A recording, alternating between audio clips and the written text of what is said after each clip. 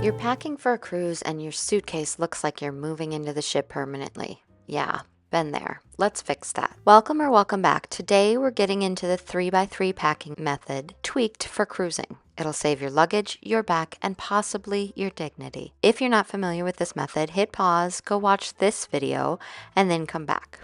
Okay, we good? The classic 3x3 packing method is simple. 3 tops, 3 bottoms, 3 layering pieces. Mix and match, call it a capsule wardrobe, and suddenly you're the queen of efficient packing. But on a cruise, honey, we're going to need to tweak that a little bit because cruises are built different. They have formal nights, they have buffets.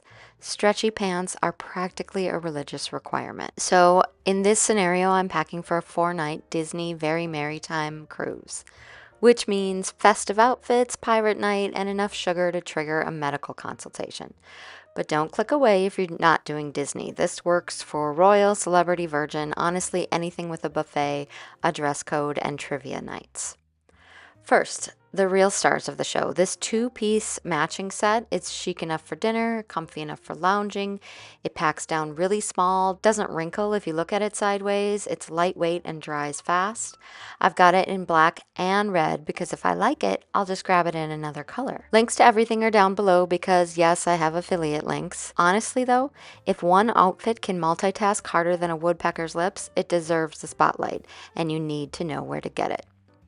Okay, let's get into the rest of that magic grid. For our 3 tops, we've got the 2 from the sets and a graphic tee. For bottoms, we've got the 2 from the sets and a pair of jean shorts. And for layering pieces, I've got this ridiculous but adorable sweatshirt and this cozy chic cardigan. Since that's all the layering pieces I'm bringing, I'll add another graphic tee for fun. Okay, shoes on a cruise. This is where people lose their minds. You do not need 5 pairs of heels. The ship is rocking. Do you really want to wobble like Bambi on ice? For shoes, I'm bringing these Mickey high tops, these plaid ballet flats because holidays, and of course a pair of flip-flops to toss in for dashes to the pool or Cove Cafe. Here's where you win big: accessories. They take your capsule from "are you wearing the same thing again" to "wow, she's got range." For this cruise, I'm keeping it light. I'll bring my regular jewelry and then small red leather crossbody purse.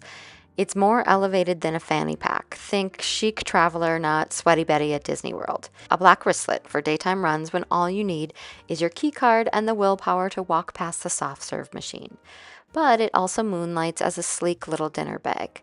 No one needs to know it spent the afternoon by the pool stuffed with sunscreen. I'm also going to grab some fun pirate night jewelry because if you don't lean into theme nights on a Disney cruise, did you even cruise? Okay, so here's where I go rogue. The 3x3 packing method is fabulous in theory, but let's be honest, on a cruise, you're going to need a couple of extras and the basic essentials that nobody talks about because they're obvious until you forget them. So here's my extras.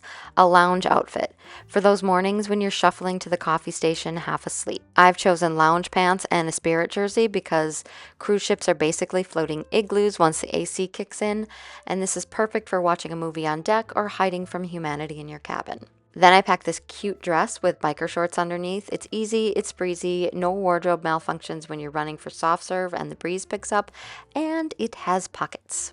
Then, of course, we have a swimsuit, pajamas, preferably ones you won't be embarrassed to be seen in when you step outside for that 11 p.m. slice of pizza.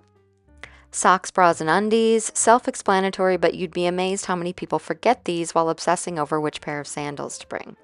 We're packing extra because A, I'm sorry, I can get ahead of myself. I'm anxiety. And B, if you're switching from day clothes to swimsuits to dinner clothes, changing your undies is a great idea. Now, let's put it all together. Cue the montage.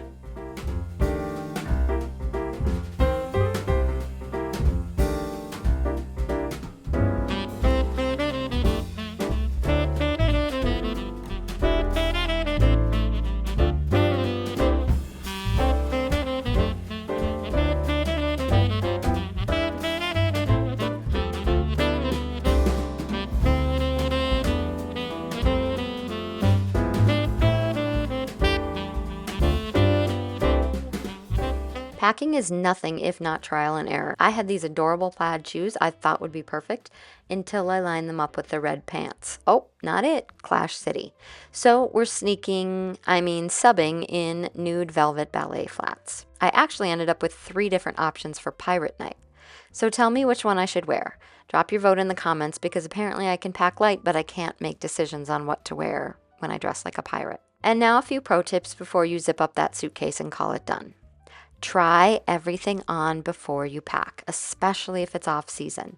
That sundress you loved last summer, yeah, the laundry fairies may have shrunk it. Better to find out at home than in the middle of the ocean.